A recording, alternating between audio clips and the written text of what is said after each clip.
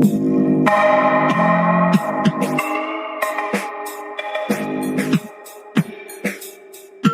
perjalanan ke tahun 1969, kamu akan melihat sesuatu yang spektakuler. Yang sedang kamu lihat ini bukanlah gurun pasir biasa. Ini adalah salah satu air terjun paling deras yang benar-benar kering. Pada musim panas dan musim gugur tahun 1969, bagian air terjun Niagara yang berada di wilayah Amerika tidak dialiri air. Hal itu berlangsung selama 6 bulan. Para peneliti ingin mempelajari permukaan batu air terjun. Mereka khawatir permukaan air terjun itu akan menjadi terlalu tidak stabil karena erosi. Erosi adalah proses ketika kekuatan alam, seperti air dan angin, mengikis material bumi. Sebagai contoh, kalau kamu melihat es glasial mulai berlumpur, itu berarti erosi sedang terjadi.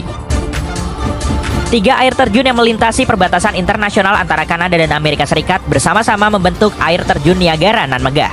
Ketika air terjun tersebut dengan urutan dari yang terbesar ke yang terkecil adalah air terjun Tapal Kuda, air terjun Amerika, dan air terjun Kerudung Pengantin. Air terjun Amerika sepenuhnya berada di wilayah Amerika, sedangkan air terjun Tapal Kuda sebagian besar berada di wilayah Kanada yang dipisahkan oleh Pulau God. Air terjun Kerudung Pengantin yang terkecil dari semuanya berada di wilayah Amerika, namun dipisahkan oleh Pulau Luna. Keren kan perbatasan alami antara Amerika dan Kanada? Banyak yang nggak percaya bahwa kita mampu melawan alam dan menghentikan aliran air yang begitu deras. Tapi itu sudah pernah dilakukan.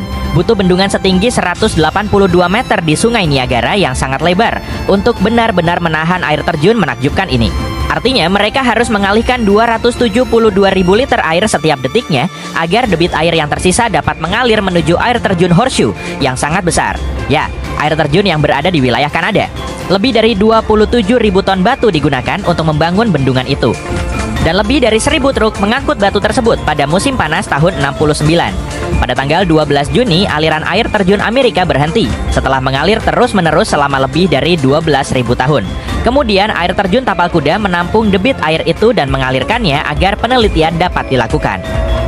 Meski demikian, penduduk setempat tetap khawatir. Mereka tahu bahwa mustahil untuk mengendalikan air sebanyak itu. Mereka takut air akan mengalir ke arah yang berbeda dan menyebabkan banjir besar. Mereka khawatir wisatawan gak akan datang lagi jika tim peneliti tidak berhasil membuat air terjun mengalir kembali seperti dulu. Tapi, turis terus berdatangan, bahkan pada musim panas. Dan mereka dapat kesempatan unik untuk melihat sesuatu yang gak pernah dilihat oleh siapapun sebelum atau sesudahnya. Selama periode itu, bahkan ada jalan setapak sementara yang dibangun hanya 6 meter dari tepi air terjun yang dikeringkan. Ini membantu para pekerja untuk membersihkan bagian dasar yang tadinya tertutup air sungai. Jadi, para wisatawan bisa pergi ke sana dan menjelajahi lanskap alami air terjun yang umumnya berada di bawah air, tempat yang nggak bersahabat dan sama sekali nggak bisa dijangkau oleh para pengunjung. Ketika menjelajahi dasar air terjun yang kering, para peneliti menemukan jutaan koin berbeda yang dilemparkan orang-orang ke dalam air selama beberapa dekade. Barangkali untuk membuat permohonan atau untuk tujuan lain. Wow, celengan air terjun Niagara. Mereka mengangkat sebagian besar koin-koin itu. Kira-kira siapa ya yang menyimpannya? Tapi dalam beberapa dekade terakhir, semakin banyak turis yang datang ke sini. Bayangkan semua hal yang bisa mereka temukan sekarang.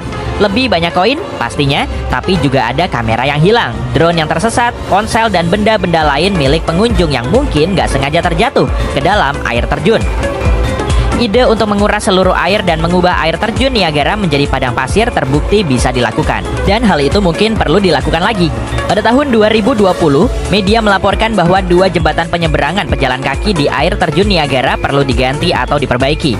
Wajar sih karena usianya sudah hampir 120 tahun. Jembatan-jembatan ini terletak di atas jeram. Para ahli mendiskusikan apakah mereka harus mengalihkan aliran air sekali lagi atau tidak. Orang-orang banyak membicarakan air terjun Niagara dan beberapa percaya bahwa ini adalah salah satu air terjun tertinggi di dunia. Tapi kenyataannya nggak demikian. Air terjun ini memang terkenal, istimewa, dan menakjubkan. Tapi jika menyangkut soal ketinggian, ada hampir 500 air terjun lain di penjuru dunia yang lebih tinggi dari Niagara. Contohnya air terjun Angel di Venezuela yang tingginya lebih dari 914 meter. Tapi yang membuat air terjun Niagara begitu istimewa dibanding air terjun lainnya adalah volume air yang mengalir melaluinya. Air terjun yang sangat tinggi biasanya nggak memiliki volume air yang besar. Perpaduan debit air yang sangat besar dan ketinggiannya inilah yang membuat air terjun Niagara begitu menakjubkan. Selain itu, Air terjun ini mungkin merupakan air terjun dengan aliran tercepat di planet kita. Sungai Niagara muncul setelah zaman es terakhir bersama dengan seluruh Great Lakes Basin. Sungai Niagara adalah bagian darinya. 18.000 tahun yang lalu, air terjun yang mengagumkan ini belum ada. Lapisan es menutupi wilayah Ontario Selatan setebal 1,6 sampai 3 km.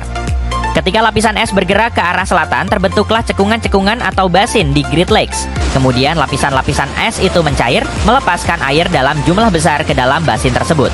Umumnya, air yang kita minum adalah air fosil.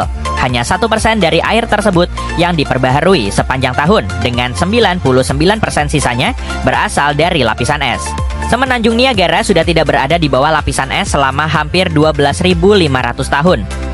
Ketika es mencair, air yang dihasilkan mulai mengalir ke bawah melalui tempat yang kemudian berubah menjadi Sungai Niagara, Danau Erie, dan Danau Ontario. Butuh waktu yang lama, tapi air akhirnya mengikis tebing-tebing dan membentuk air terjun yang spektakuler ini. Kamu mungkin menyadari kalau Sungai Niagara berwarna hijau menakjubkan. Warna spesifik ini memberitahu kita betapa kuat airnya dalam hal erosi. Setiap menit, air terjun Niagara memuntahkan lebih dari 60 ton mineral terlarut. Semua itu bersama dengan garam terlarut dan batuan yang tergerus halus, membuat warna airnya begitu indah. Orang-orang yang tinggal di Amerika Serikat dan Kanada, atau lebih tepatnya lebih dari 1 juta orang yang memiliki akses ke daerah tersebut, menggunakan air Sungai Niagara untuk berbagai tujuan. Contohnya, memancing, mengambil air minum, melakukan kegiatan rekreasi, termasuk berenang, berperahu, dan mengamati burung, menciptakan energi listrik tenaga air, dan masih banyak lagi.